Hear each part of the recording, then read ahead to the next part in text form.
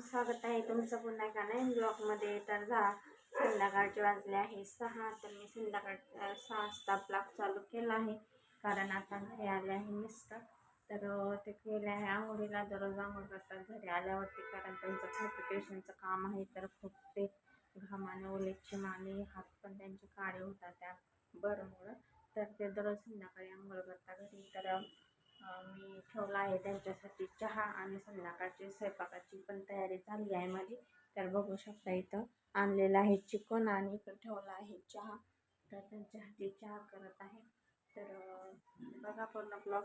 मी चिकनची भाजी कशी करते माझ्या पद्धतीची तुम्हाला दाखवते, आणि आवडली तर नक्की तुम्ही पण ट्राय करा, खूप छान लागते भाजी. तर तुम्हाला दाखवते मी इकडं मुलं काय करत आहे. कपडे काही वाळत नाही म्हणून बघा घरात दोरे बांधली आहे. तर हे बघा यांची मस्ती फोनसाठी. तर फोन घेऊ नका दोघी पण, ठेवा फोन. अभ्यास सोडून फोन बघायला लागले. तर त्यांच्यासाठी पण ती टी व्ही होती ठेवलेली, ती टी व्ही पण काढून ठेवली, कारण दिवसभर ते टी व्ही पाहत होते, मला अभ्यास करत नव्हते. तर टी व्ही पण काढून ठेवली. तर टी व्ही काढली तर आता फोनासाठी त्रास देतात. तर चला मग सुरुवात करूया ब्लॉगला. आता आधी चहा पिते आणि मग स्वयंपाकाला लागते. कांदे आणि लसूण वगैरे तयार करून ठेवते मसाला, आणि मग भाजीला फोडणी देते.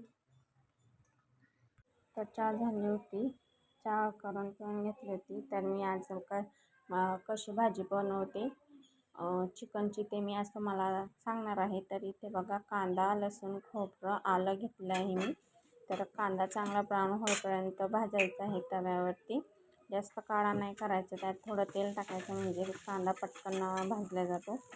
तर ब्राऊन होईपर्यंत त्याला चांगला तव्यावरती भाजायचं आहे. आणि कांदा भाजून झाला की मग त्याच्यात खोबरं टाकायचं आहे. खोबरं पण थोडंसं तेल टाकून भाजायचं आहे, कारण चवीला छान लागतं खोबरं भाजून टाकल्यावरती. तर इथं शेजारी मी चिकनचं पण सूप बनवत आहे. साधंच प्लेनच बनवत आहे, कारण चिकन कमी आणलं होतं आमच्यात, जास्त चिकन कोण खात नाही म्हणून.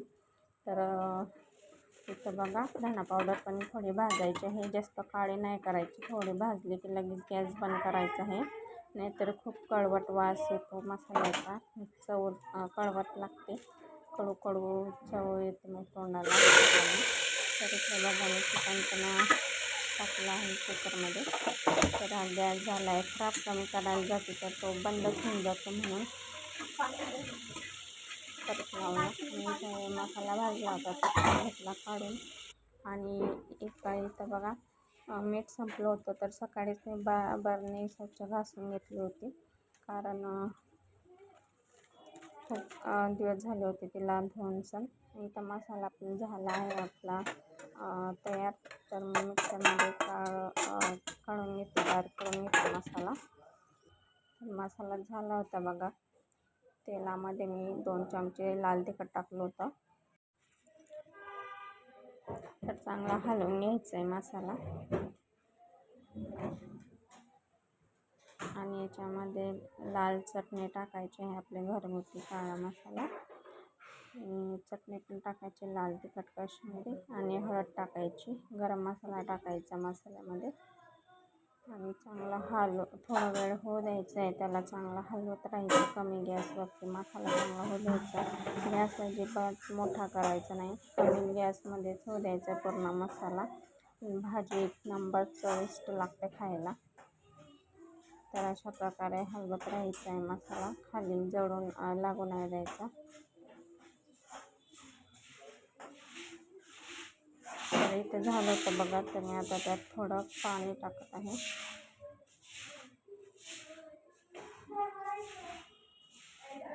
बघा अशा प्रकारे पाणी टाकत आहे त्यात.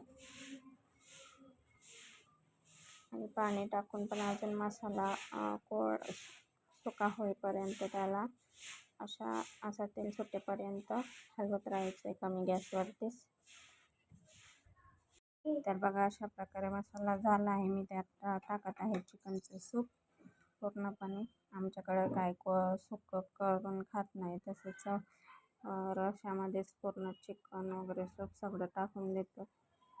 आणि बघा किती छान भाजी झाली आहे. आणि ते राहिलेलं पण टाकून दिलं मी मिक्सरच्या भांड्यामधलं. इकडे भाजीला उकळी येत होती तर लगेच इकडे मी चपात्या पण करून घेतल्या होत्या. कणिक मळून ठेवली होती.